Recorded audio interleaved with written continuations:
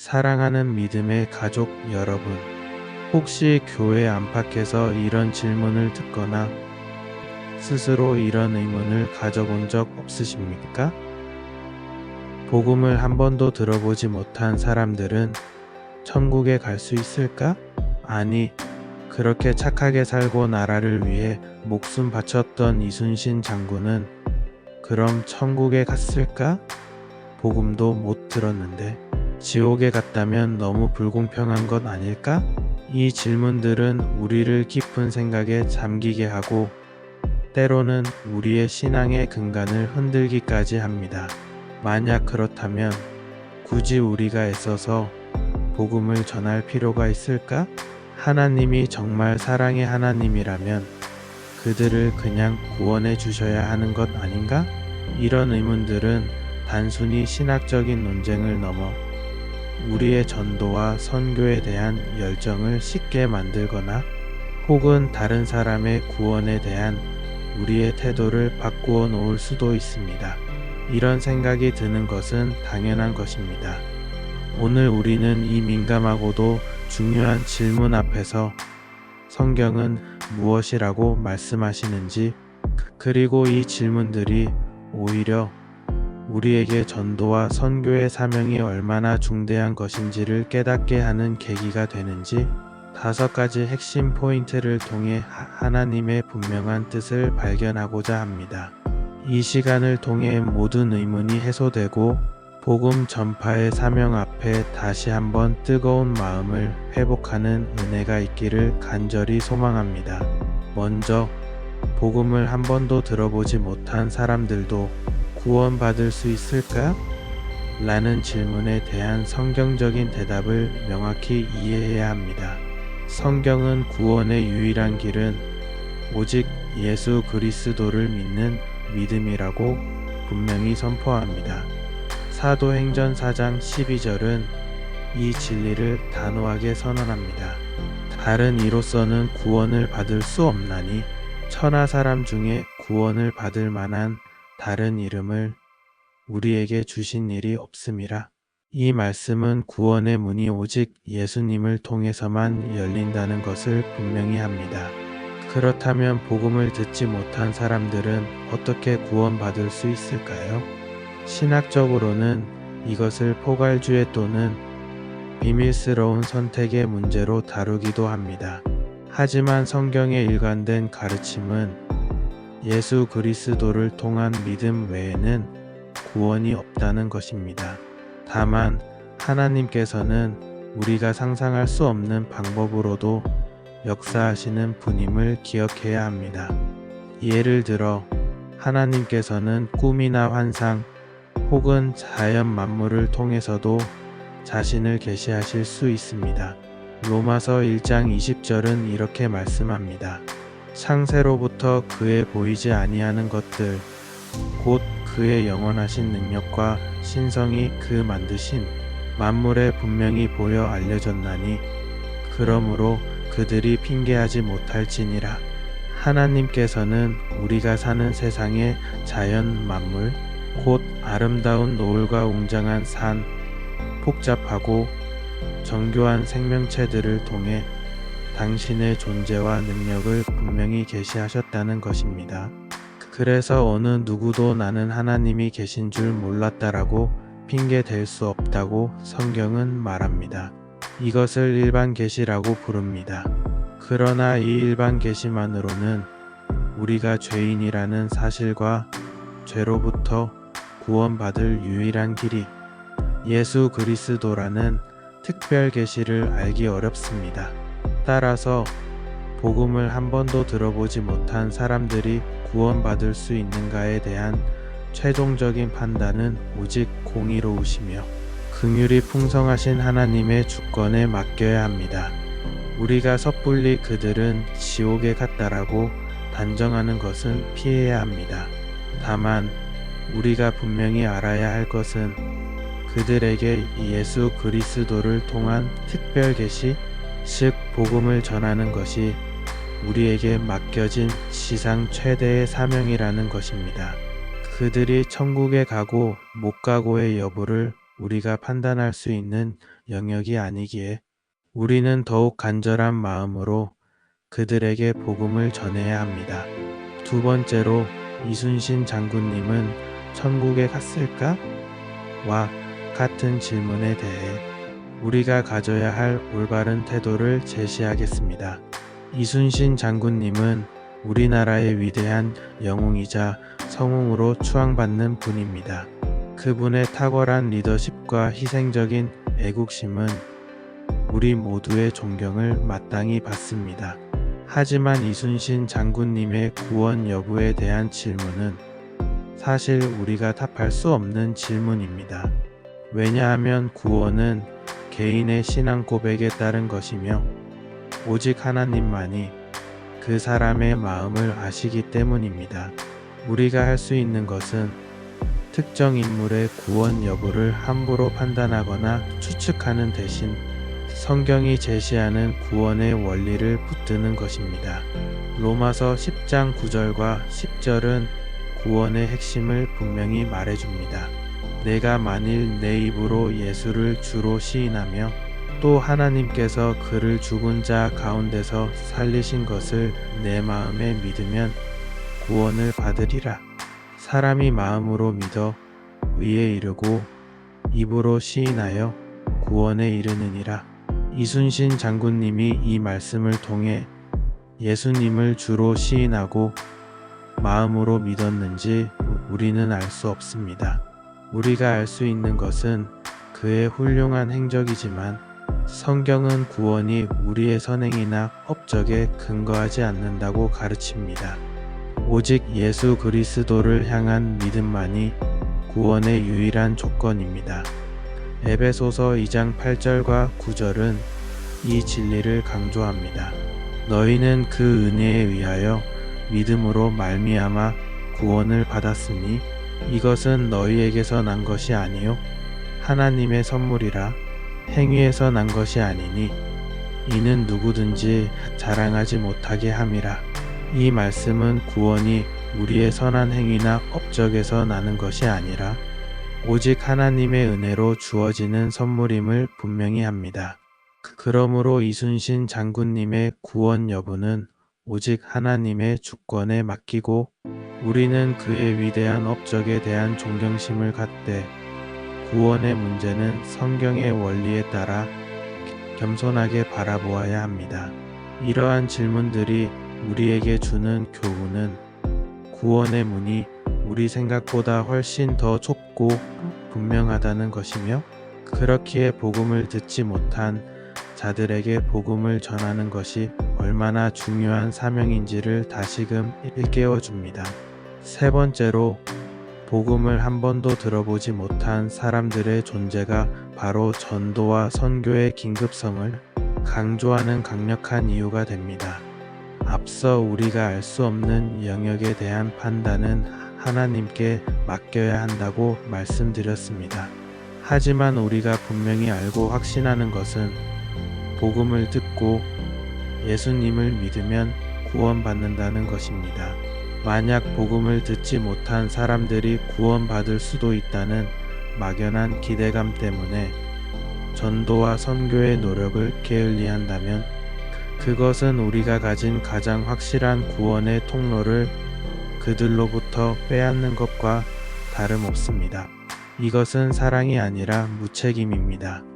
사도 바울은 로마서 10장 13절에서 15절을 통해 이 긴급성을 간절히 호소합니다. 누구든지 주의 이름을 부르는 자는 구원을 받으리라. 그런즉 그들이 믿지 아니하는 이를 어찌 부르리요? 듣지도 못한 이를 어찌 믿으리요? 전파하는 자가 없이 어찌 들으리요? 보내심을 받지 아니하였으면 어찌 전파하리요? 기록된 바 아름답도다 좋은 소식을 전하는 자들의 발이여 함과 같으니라. 이 말씀은 구원의 사슬을 보여줍니다. 구원받기 위해서는 주의 이름을 불러야 하고 주의 이름을 부르기 위해서는 그분을 믿어야 합니다. 그분을 믿기 위해서는 그분에 대한 소식을 들어야 하고 그 소식을 듣기 위해서는 누군가 그 소식을 전파해야 합니다. 그리고 그 소식을 전파하는 사람이 있기 위해서는 누군가 그를 보내야 합니다. 즉, 복음을 듣지 못한 사람들은 그들을 믿지 못하고 믿지 못하기 때문에 구원받을 수 없다는 논리적인 비극이 발생한다는 것입니다. 여기서 바울은 복음을 전하는 자들의 발이 얼마나 아름다운지를 강조합니다. 생각해 보십시오. 지금도 지구촌 어딘가에는 단 한 번도 예수 그리스도에 대한 이야기를 들어보지 못한 수많은 영혼들이 살아가고 있습니다. 그들은 이 땅에서의 삶도 고통스럽지만 영원한 생명의 빛을 알지 못한 채 어둠 속을 헤매고 있습니다. 그들에게 복음을 전하는 것은 선택사항이 아니라 우리 주님께서 우리에게 맡기신 생명을 살리는 긴급한 사명입니다. 그들을 향한 하나님의 사랑과 우리의 복음 전파의 사명을 동시에 이해할 때 우리는 더 이상 이 질문 앞에서 머뭇거리지 않고 아름다운 발을 내디딜 수 있을 것입니다. 네 번째로 우리는 복음 전파의 중요성을 예수 그리스도의 지상 명령이라는 관점에서 다시금 새겨야 합니다. 예수님께서 부활하신 후 승천하시기 전에 제자들에게 주신 마지막 명령은 무엇이었을까요? 그것은 바로 우리가 지상 명령이라고 부르는 복음 전파의 사명이었습니다. 마태복음 28장 18절에서 20절은 이 명령을 우리에게 생생하게 전달합니다. 예수께서 나와 말씀하여 이르시되 하늘과 땅의 모든 권세를 내게 주셨으니 그러므로 너희는 가서 모든 민족을 제자로 삼아 아버지와 아들과 성령의 이름으로 세례를 베풀고 내가 너희에게 분부한 모든 것을 가르쳐 지키게 하라. 볼지어다 내가 세상 끝날까지 너희와 항상 함께 있으리라 하시니라. 예수님께서는 하늘과 땅의 모든 권세를 가지신 분으로서 그분의 권위를 가지고 우리에게 명령하셨습니다.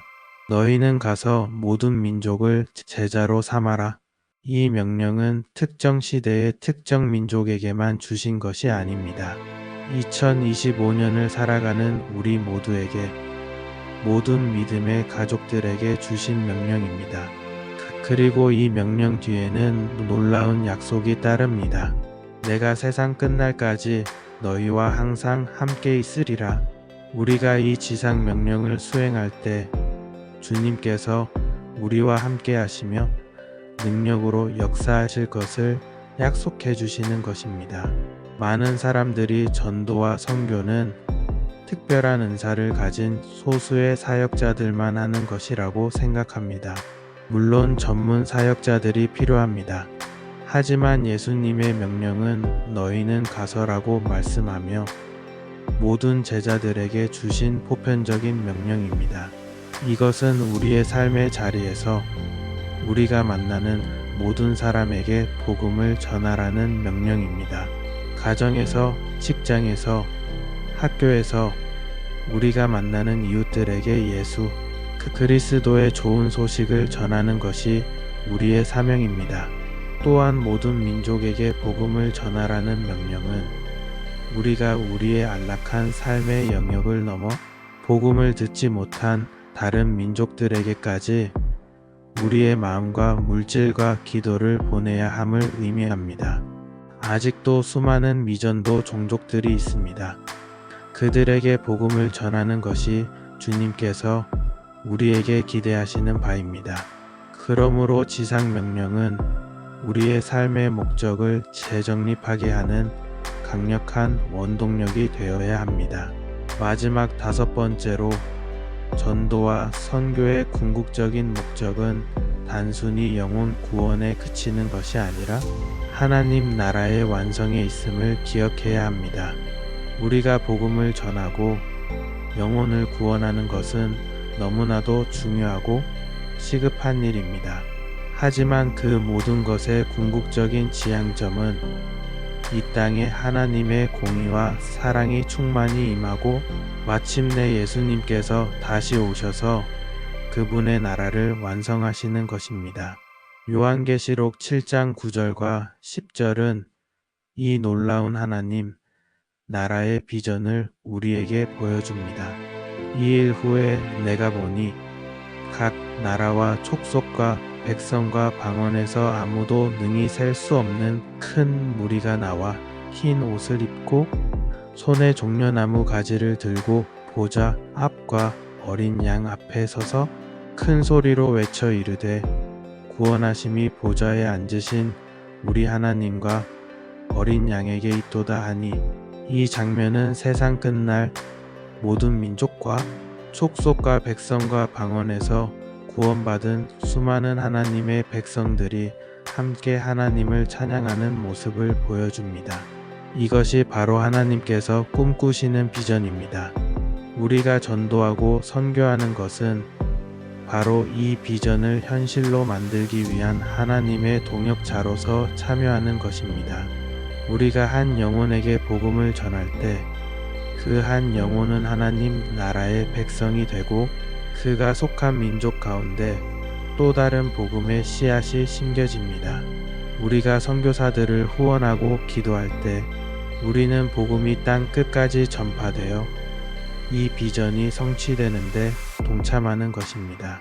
이러한 거대한 하나님 나라의 관점에서 우리의 전도와 선교를 바라볼 때 우리는 결코 낙심하거나 포기하지 않을 수 있습니다. 우리의 작은 헌신 하나하나가 이 위대한 하나님의 계획 속에서 귀하게 사용되고 있음을 믿기 때문입니다. 그러므로 우리는 복음을 한 번도 들어보지 못한 사람들의 구원 여부에 대한 막연한 질문 앞에서 주저앉지 말고 오히려 그 질문을 통해 우리의 사명을 깨닫고 아름다운 발을 내딛어 하나님 나라의 완성을 향해 나아가야 합니다. 오늘 우리는 복음을 듣지 못한 자들의 구원이라는 민감한 질문 앞에서 전도와 선교가 왜 그토록 중요한 사명인지를 5가지 관점에서 살펴보았습니다. 첫째, 구원은 오직 예수 그리스도를 믿는 믿음으로만 가능하며 우리는 알 수 없는 영역은 하나님의 주권에 맡겨야 합니다. 둘째, 이순신 장군과 같은 위인의 구원 여부는 우리가 판단할 수 없으며 구원은 행위가 아닌 믿음의 선물입니다. 셋째, 복음을 듣지 못한 사람들의 존재는 복음 전파의 긴급성을 강조하는 강력한 이유가 됩니다. 넷째, 예수 그리스도의 지상 명령은 모든 믿는 자에게 주어진 보편적인 사명입니다. 마지막으로 전도와 선교의 궁극적인 목적은 모든 민족이 하나님을 찬양하는 하나님 나라의 완성에 있습니다. 사랑하는 믿음의 가족 여러분, 이 시대는 복음이 필요한 수많은 영혼들이 여전히 어둠 속에 있습니다. 우리의 작은 발걸음과 헌신이 그들에게 생명의 빛을 전하는 놀라운 통로가 될 수 있습니다. 오늘 말씀을 통해 복음 전파의 사명에 대한 새로운 각오와 열정이 생기셨다면 좋아요를 눌러주십시오.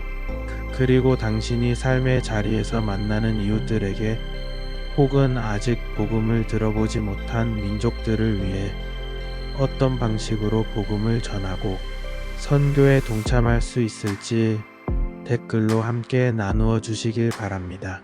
모든 민족에게 복음을 전하라는 주님의 지상 명령을 수행하는 모든 믿음의 가족 여러분 위에 하늘과 땅의 모든 권세를 가지신 우리 주 예수 그리스도의 동행하심과 능력 부어주심이 충만하시기를 간절히 기도합니다.